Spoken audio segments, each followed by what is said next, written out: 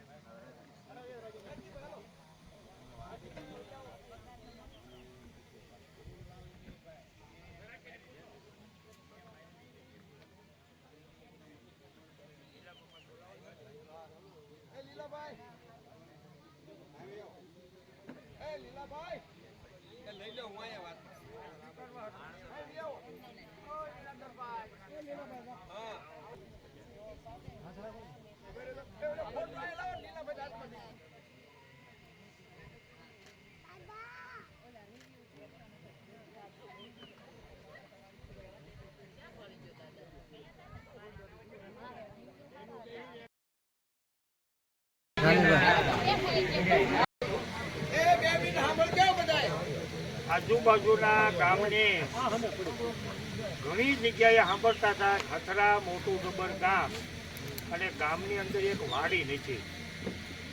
હવે યુવાનોને અને વડીલોને આવો વિચાર આવ્યો કે આપણે એક વાડી લઈએ, પણ પહેલાં તો ગામ પાસે દરખાસ્ત મૂકવી પડે અને ગામને વાત કરી કે ભાઈ આપણે એક વાડી લેવી છે. તો ગામે સહર્ષ સ્વીકારી લીધો કે કરો. આખું ગામ આ અમારો જે પ્રશ્ન હતો એની અંદર ઇન્વોલ્વ થઈ ગયો, ભળી ગયો અને આપણે વાડી બનાવ્યું. કામ હજી ચાલુ છે. દરેકને જાહેર આમંત્રણ પણ છે કે દરેક જણા વાડીમાં આવો અને તમારો કોઈ અભિપ્રાય હોય, સૂચન હોય તો એ સ્વીકારવામાં આવશે. સજેશન આપે એ સ્વીકારવામાં ત્યાં આવે છે. યોગ્ય હશે, દરેકને ગમતું હશે તો એ તમારું સૂચન સ્વીકારવાનું છે. તો દરેકને મારી એક તો નમ્રભરી અપીલ છે કે બધા વાડીમાં આવતા થાવ. પૈસા ગામે પુષ્કળ આપ્યા. આ 2 રૂમ થઈ ગયા છે, આ 2 રૂમ બીજી બાકી છે, સંડાસ બાથરૂમ બીજી બાકી છે. તો ગામે પૈસા ઘણા આપ્યા. આજે આપણે જે પ્રોગ્રામ નાનુ દાદાને ઘેરે કર્યો એ જ પ્રોગ્રામ આપણે વાડીની અંદર કરવાનો હતો. અને મહેન્દ્રભાઈના પરિવારમાંથી જે દિલીપભાઈ અહીંયા ઉપસ્થિત છે, તો આ વિશે દિલીપભાઈને 2 શબ્દો બોલવા છે. તો હું દિલીપભાઈને વિનંતી કરું કે અહીંયા પધારે અને પ્રસંગને અનુરૂપ 2 શબ્દો બોલે. ભાઈ શ્રી દિલીપભાઈ. નમસ્કાર, જય મહાદેવ. સથરા ગામમાં 7 ભાયા જાની પરિવારમાં દીપ પ્રાગટ્ય થયો અને આખા સમાજમાં એનો પ્રકાશ, એનું અંજવાળું બધાને મળ્યું. એ બાબત મારે થોડુંક ધ્યાન દોરવું છે. પહેલાં તો સમસ્ત સથરા ગામના આપણા સમાજના દરેક ભાઈઓને ખૂબ ખૂબ અભિનંદન, શુભેચ્છા કે આટલું મોટું સાહસ કેટલી સરળ રીતે, કેટલી વહીવટી કુનેથી પાર પાડ્યું. એના માટે ખરેખર મને બહુ ગૌરવ લેવા જેવી બાબત છે કે બહુ આપણા સમાજને એક સરસ મજાની અહીંયા બ્રહ્મ સમાજને વાડી મળી રહી છે. એ ખૂબ આનંદની વાત છે. હવે મેં પહેલાં કીધું એમ કે જે દીપ પ્રાગટ્યો આપણા ગામમાં અહીંયા અને એનું અંજવાળું બધાને મળ્યું, એ કોણ? એ અમારા સૌના આદરણીય એવા શ્રી ગોપાલભાઈ ત્રિભુવનભાઈ જાની. 12 વર્ષની ઉંમરે શ્યામજી દાદાનો હાથ પકડીને કારકિર્દીના નિર્માણ માટે એણે સથરા છોડી દીધું, અભ્યાસ અર્થે, પછી નોકરી અર્થે. પણ પછી એમને આગળ ને આગળ એમણે અભ્યાસ કર્યો. આપણી છાત્રાલયમાં રહીને પણ થોડુંક ભણ્યા, રાજકોટ પણ થોડુંક અભ્યાસ કર્યો એમણે. અને પછી એમણે જોગીદાસ ખુમાણનું, જે આપણે જનરલી સામાન્ય રીતે કુંડલા કોનું થાય, જોગીદાસ ખુમાણ, એ જોગીદાસ ખુમાણનું સાવરકુંડલા એણે હંમેશ માટે કર્મભૂમિ બનાવી. 2018 75 વર્ષે ગોપાલભાઈ આપણી વચ્ચેથી વિદાય લીધી.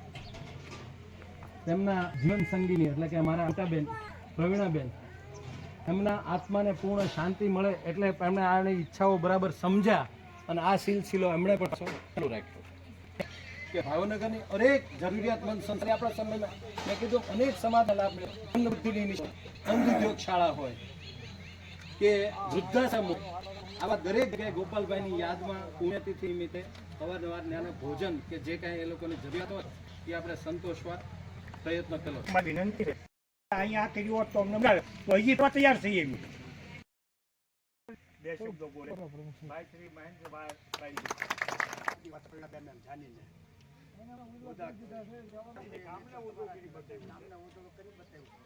હવે તમારા હાથની વાત છે બાકી જે 85 એને તે કીધું છે આંકડો લખાય 51 અને બેટીમાં આજે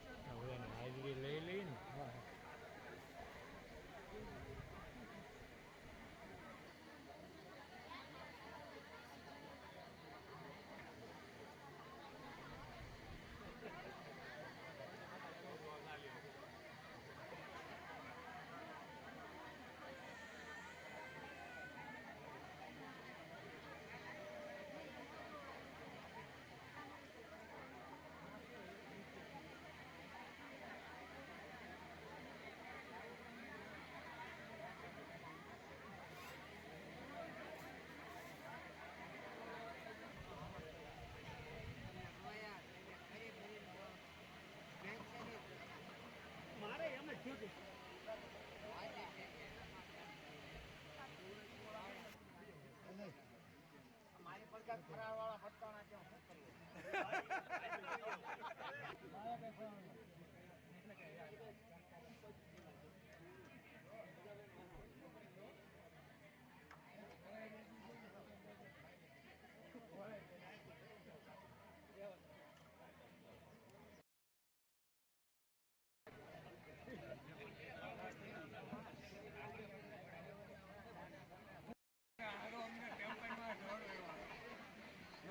એવો તમારે સરપંચ રાખવો એવું નહીં સારું વતન તો